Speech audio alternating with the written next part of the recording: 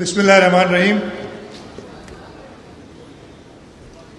صوبائی وزیر انڈسٹریز قیام اکرام صاحب، صوبائی وزیر لوکل گورنمنٹ سعید غنی صاحب، یہاں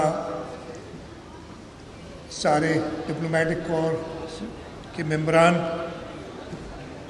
ہمارے میزبان جنید نقی صاحب، ایس ایم تنویر صاحب، زبیر چھایا صاحب، کاٹی کے سارے عہدیداران اور یہاں آئے ہوئے سارے ڈسٹنگشڈ گیسٹ، خواتین و حضرات، السلام علیکم۔ میں سب سے پہلے تو شکر گزار ہوں کاٹی کا کہ ہر سال کی طرح اس سال بھی مجھے یہ عزت بخشی ہے۔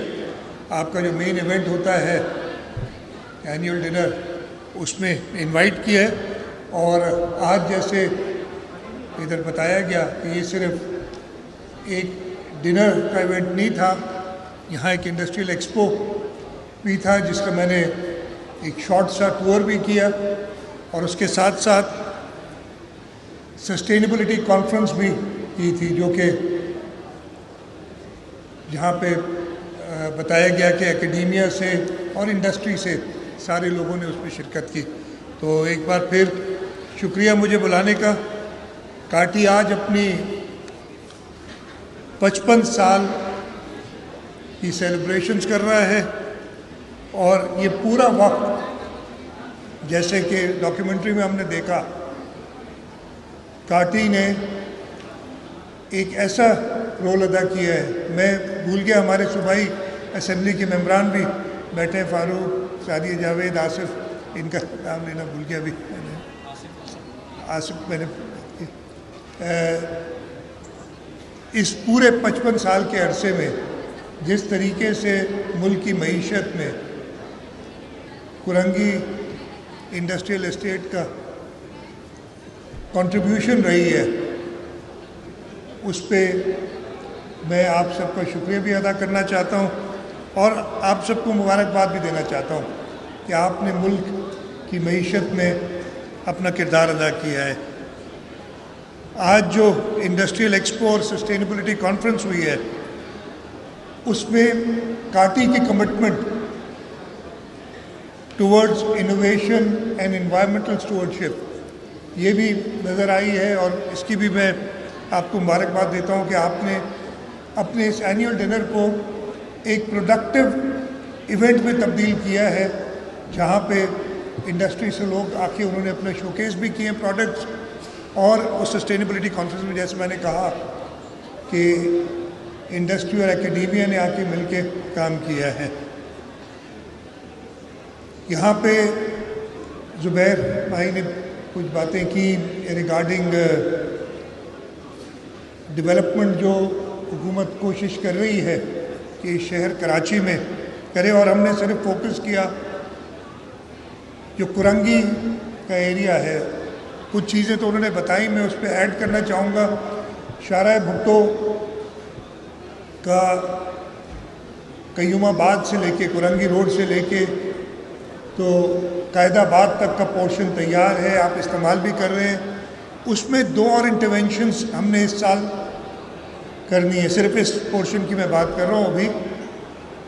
قیوم آباد میں جو آپ شاہراہ بھٹو پہ چڑھیں گے تو ہم انویسج کر رہے ہیں کہ ٹریفک بڑھنے کی وجہ سے یہاں ایک بہت بڑا باٹل نیک بن جائے گا، تو وہاں بھی ایک انٹرونشن ہے جہاں پہ ہم سیدھا جانے والا رستہ جو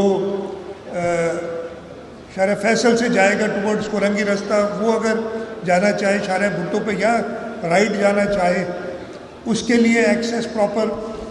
سملرلی جب آپ کرنگی سائڈ سے آ رہے ہیں، اس کے لیے ہر طرف ایکسیس۔ یہ پلان ہم نے مارچ اپریل میں کیا تھا کہ اس کو ہم نے کرنا ہے، اور انشاءاللہ سعید بیٹھے ہیں، انہیں پتہ ہے کہ میں کتنا اس معاملے پہ سیریس ہوں، اس لیے کہ میں نے ان سے کہا ہوا تھا کہ انشاءاللہ دسمبر میں ہم شاہراہ بھٹو کو M9 تک کمپلیٹ کریں گے۔ تو یہ بھی دسمبر میں ہونا چاہیے، لیکن وہ تھوڑا سا ڈیلے ہو گیا۔ آپ کو پتہ ہے ہمارے یہاں ایک بہت بڑا مسئلہ ہوتا ہے، ہم جو بھی چیز پروکیورمنٹ کی طرف جاتے ہیں تو کوئی نہ کوئی آگے کوئی کورٹ چلا جاتا ہے, کوئی کیا مسئلہ ہو جاتا ہے. ہم بھی عادی ہو گئے ہیں ان کو سنبھالنے کے بھی. انشاءاللہ اکتوبر کے مہینے میں اس پہ کام شروع ہو جائے گا. انہوں نے 4 مہینے مجھ سے مانگے تھے, تو اگر دسمبر نہیں تو جنوری کے مہینے میں انشاءاللہ وہ ختم ہو جائے گا. اور اسی طریقے سے جیسے میں نے بتایا کہ شارع بھٹو کا اگلا فیز جو کہ M9 تک لے جائے گا مسافروں کو جو شارع بھٹو پہ آئیں گے, وہ بھی ہم دسمبر کے مہینے میں ختم کرنے کا ارادہ ہے. اس کے اندر تھوڑے سے گلچز آپ نے دیکھو گے ان برساتوں میں ہے, لیکن یہ کئی بار تو میں کلیئر کر چکا ہوں. پھر بتا دوں کہ یہ وہ پورشن ہے جو ابھی کمپلیٹ نہیں ہوا. یہ وہ پورشن ہے جو کہ ابھی ڈیولپر جس پہ کام کر رہا ہے اس نے اس کی اس لیے کہ اس جگہ پہ ایک ویئر بنا ہوا ہے, اور ہم نے ویسے بھی اس روڈ کو اس جگہ پہ پراپرلی سٹون پچ کر کے آرمرنگ کر کے, اور شاید ایک گزرگاہ کے لیے ایک برج بھی بنانی پڑے پانی کے لیے, وہ سب کمپلیٹ ہوگی. اور انشاءاللہ ہماری کوشش یہی ہوگی کہ یہ آل ویدر روڈ ہو, جیسا بھی موسم ہو اس روڈ پہ انشاءاللہ تعالی ٹریفک جا سکے گی. اور وہ بھی ہم دسمبر یا زیادہ سے زیادہ 15 جنوری تک مجھے امید ہے کہ ہم ختم کر دیں گے. اس کے ساتھ ساتھ جام صادق برج روزہ خود میرے اپنی زندگی میں, اس لیے میری زندگی میں ہی بنا ہے اور میری زندگی میں ہی ٹوٹ رہا ہے. اس کو توڑنا پڑ رہا ہے. ہم نے نیا برج بنا دیا ہے اور وہ برج ہفتے 10 دن میں بالکل ریڈی ہو جائے گا ٹریول کرنے کے لیے. پھر ہم پرانا برج کا ڈیک توڑیں گے اور ادھر اس کو ریکنسٹرکٹ کریں گے. وہ بھی ارادہ ہے. اس کے ساتھ یہیں میرا خیال ہے آج سے 3 سال پہلے, 2 یا 3 سال پہلے کی بات ہے, میں کاٹی کے ایک ایونٹ پہ ہی آیا ہوا تھا, اور اس ایونٹ پہ کہا تھا کہ جی برسات ہوتی ہے تو کرنگی کاز وے بند ہو جاتا ہے, ہمیں بہت زیادہ نقصان ہوتا ہے, ہمارا فیکٹریز بند ہو جاتی, لیبر نہیں آتا ہے. تو ہم نے وعدہ کیا تھا کہ یہاں پہ ایک آپ کو برج بنا کے دیں گے. وہ وعدہ بھی اللہ تعالیٰ کی مرضی سے پورا ہو رہا ہے, برج بن رہا ہے, اور انشاءاللہ وہ بھی دسمبر, ہم نے ہر چیز کی ڈیڈ لائن دسمبر رکھی, لیکن تھوڑی ڈیلیز ہو جاتی ہے. میں ویسے جو اس پہ کام کر رہے ہیں اس کو یہ نہ سمجھے کہ یہ ڈیلیز ایکسیپٹیبل ہیں, دسمبر میں وہ بھی کمپلیٹ کریں گے. تو یہ ایک تھوڑے سے ایریا میں شارع بھٹو کی جو ایکسیس ہے فرام کرنگی روڈ, جام صادق برج کو توڑ کے نیا برج بنانا اور اس کو پرانے کو بھی ریوائیو کرنا, ہمارا کرنگی کاز وے پہ برج بنانا. ایک چیز رہ گئی, زبیر بھائی نے جو بات کی تھی ایئرپورٹ کا ایکسیس, جب ایئرپورٹ کے لیے اترتے ہیں اس کی بھی اسکیم ہے. ہم فلائی اوور شاید پورا نہ بنا سکیں اس لیے کہ کاسٹ اس کی ایسی آ رہی ہے, اور پھر وہ ایسی گنجان علاقہ ہے.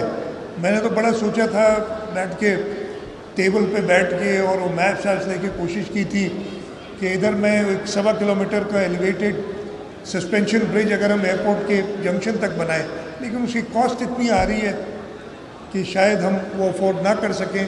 تو ہم وہاں انٹرونشنز کر رہے ہیں کہ ایک انڈر پاس بنا کے اور آگے ایک راؤنڈ اباؤٹ اس کی ٹریفک انجینئرنگ کر کے, تو وہ راستہ انشاءاللہ ڈیڈیکیٹڈ ایئرپورٹ کے لیے ہو کہ شارع بھٹو سے جب آپ اتریں تو 3 سے 4 منٹ میں آپ ایئرپورٹ تک پہنچ جائیں. ہمارے لیے وہ بھی انٹرونشن کر رہے ہیں. اس کے ساتھ ساتھ یہ میں نہ صرف کاٹی کے لیے بلکہ سب بزنسز کے لیے, انڈسٹریز کے لیے ہم چاہ رہے تھے کہ جی پورٹ کو کنیکٹ کریں شارع بھٹو سے, اور جو بھی ڈفرینٹ ادارے ہیں ان سے ہماری بات چیت چل رہی تھی, اور میں یہ خوشخبری دیتا ہوں کہ وہ کامیاب ہماری ہوگی. ہمارے پاس پبلک پرائیویٹ پارٹنرشپ میں ایک انسولیسیٹڈ پروپوزل ہے. کراچی کی بزنس کمیونٹی اس پروجیکٹ میں انویسٹ کر رہی ہے, اور کنٹونمنٹ بورڈ سے ہماری بات ہو چکی ہے. ہم ایک تقریباً 14-15 کلومیٹر کی ایلیویٹڈ روڈ شارع بھٹو سے سنسٹ بلیورڈ سے ہوتی ہوئی یہ مائی کلاچی پہ جائے گی, شہید بینظیر بھٹو پارک کے پیچھے سے نکل کے یہ ایسٹ واف اور ویسٹ واف دونوں کو کنیکٹ کرے گی. اور انشاءاللہ آپ سے وعدہ ہے کہ جس طریقے سے ہم نے اسے پلان کیا ہے، ہم 2 سے 3 سال کے اندر یہ مکمل کر دیں گے.